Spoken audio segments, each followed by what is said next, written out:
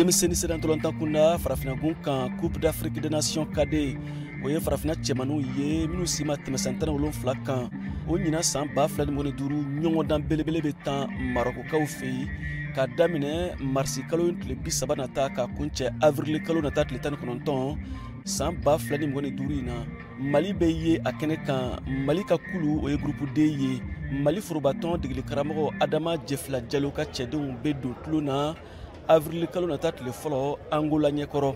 Mali ka boko filanan bɛ tan Centrafrique ɲɛkɔrɔ avril kalo nata tile 4. Mali ka poule boko sabanan a n'a laban bɛ tan avril kalo nata tile 7 Côte d'Ivoire ɲɛkɔrɔ.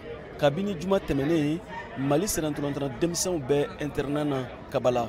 Yani tarata nata marisi kalo tile 18 cɛ ka Tunisie sira ta. Ye Mali denmisɛnninw bɛ labɛnw tɔw sabati ka sɔrɔ ka Maroc sira ta. Marisi kalo tile 17 nata Mali forobatɔn degeli karamɔgɔ Adama Jefla Jalo ka fɔ la. Cɛsiri de bɛna bolo da Mali fan fɛ walasa ka se ka ye jamana fɔlɔw cɛma ka niyɔrɔ ta coupe du monde nata kɛnɛ kan denmisɛnnin kunda.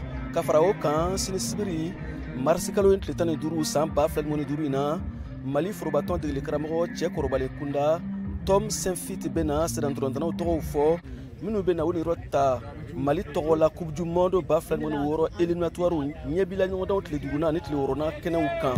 Tile 5nan kɛnɛ kan alamisa nata marisi kalo tile 20 Comore bɛ Mali bisimila. O ɲɔgɔndan bɛ daminɛ ni nɛgɛ ɲɛ 21 tɛna gosira Mali heure la. Tile 4 o kɔfɛ ntɛnɛn marisi kalo tile 24 san 2025 in na Centrafrique bɛ Mali bisimila.